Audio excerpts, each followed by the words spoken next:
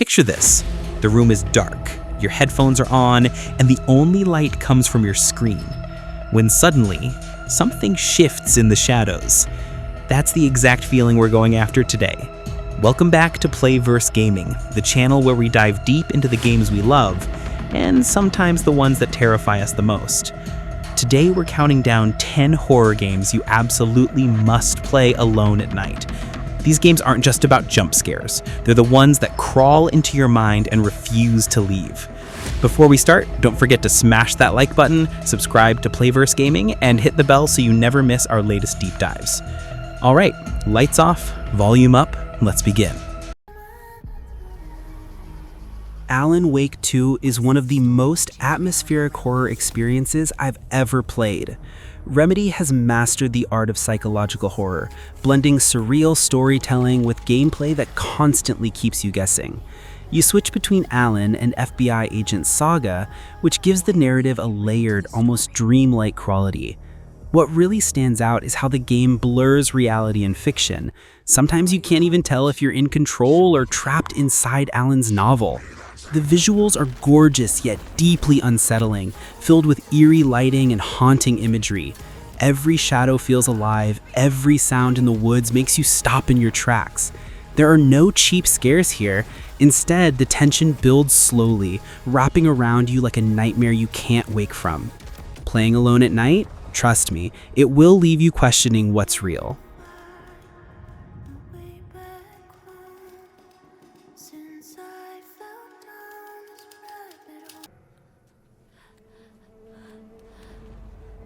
Silent Hill F brings the franchise into new territory, 1960s Japan. Instead of the foggy American towns we're used to, we get haunting countryside landscapes that feel peaceful until they suddenly turn into a nightmare. The floral horror theme is both beautiful and grotesque, with corpses sprouting flowers in ways that will stick in your mind. What I love about this entry is how it doesn't just rehash Silent Hill 2, it tries something bold and fresh. The atmosphere is suffocating, and the themes of grief, isolation, and cultural pressure cut deeper than traditional horror. It's psychological horror at its best, slow, creeping dread that gets inside your head and refuses to leave. Alone at night, this game feels like an elegant but terrifying nightmare.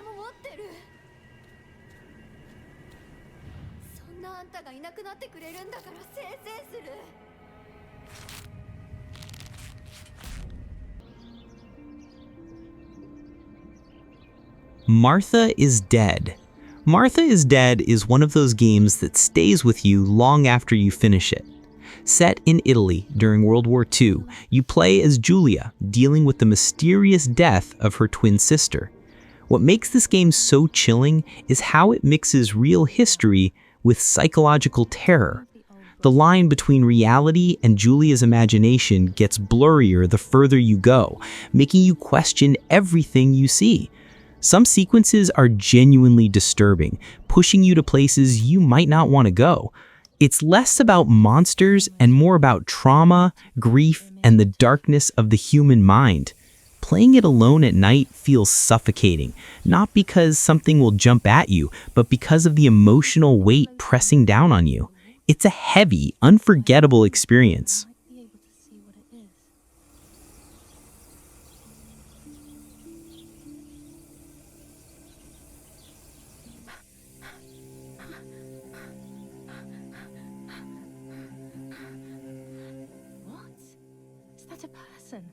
I must help them.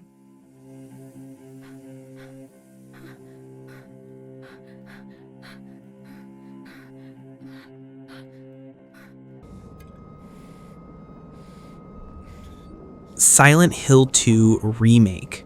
Silent Hill 2 is often called the greatest horror game of all time, and the remake takes that legacy and brings it into the modern era.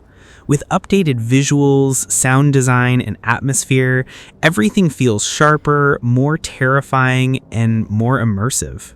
You play as James Sunderland, drawn to Silent Hill by a mysterious letter from his late wife. The psychological weight of the story is unmatched, and the monsters, especially Pyramid Head, are more disturbing than ever in HD detail. What I love most here is that the horror isn't just about the monsters. It's about James himself, his guilt, and his fragile state of mind. Playing this remake alone at night makes the fog thicker, the darkness deeper, and every encounter feel like a step into madness. How do you know her name?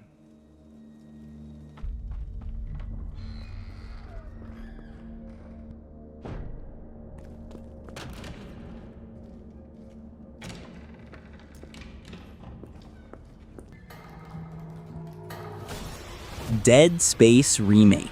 The original Dead Space was already legendary, but the remake makes it even more terrifying. You're Isaac Clarke, trapped on the mining ship Ishimura with monstrous necromorphs lurking in every corridor.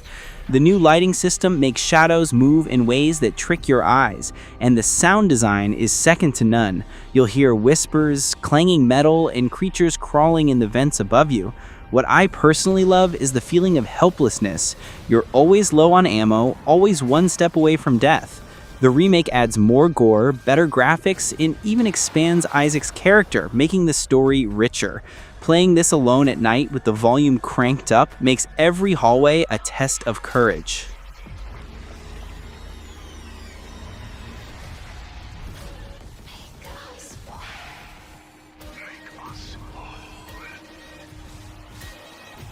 Humanity will be made always the dark.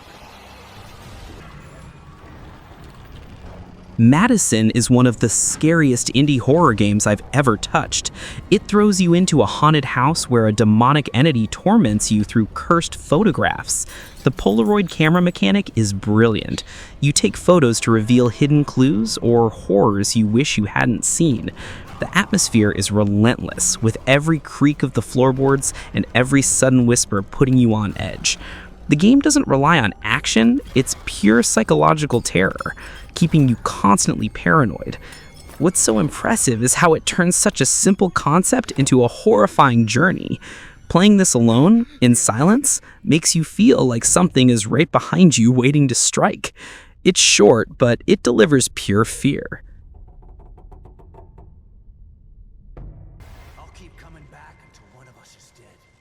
The Evil Within 2 improves on everything from the first game, blending survival horror with psychological dread. You play as Sebastian Castellanos, diving into a twisted virtual world called STEM to find his daughter. What I love is the balance between open areas and claustrophobic horror sequences. One moment you're exploring eerie neighborhoods, and the next you're trapped in nightmare-fuel scenarios. The monsters are grotesque, but the real fear comes from how the world itself bends and shifts around you. It's a mix of Resident Evil-style survival horror and Silent Hill's psychological edge.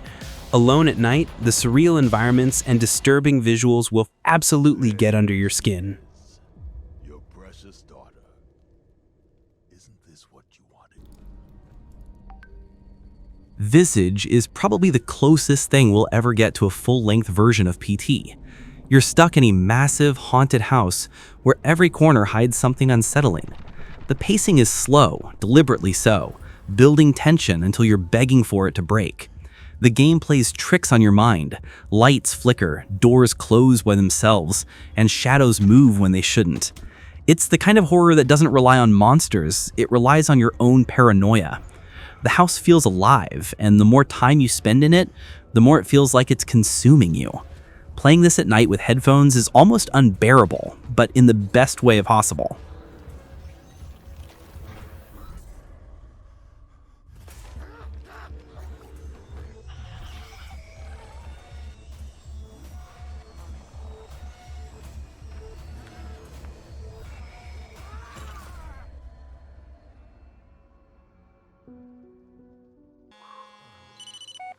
Blair Witch.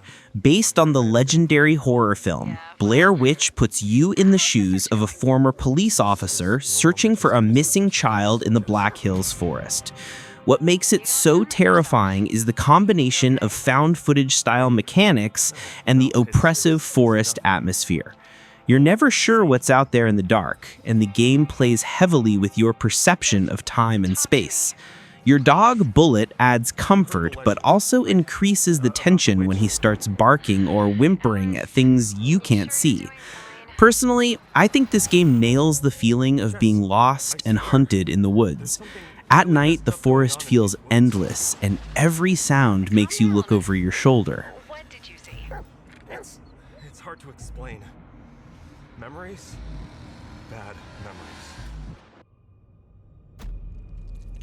Stray Souls. Stray Souls is heavily inspired by Silent Hill, and you can feel it in every step. You play as Daniel, a teenager who inherits a mysterious house after his grandmother's death. From the very beginning, things feel off. The house, the town, and the monsters that lurk within. What makes it stand out is the mix of psychological horror and action, with combat that feels raw and desperate. The story digs into trauma and identity, making the horror personal instead of just external. The atmosphere is constantly oppressive, with foggy streets, dark forests, and grotesque enemies waiting around every corner. Playing this game alone at night will make you feel like you've stepped into your own nightmare.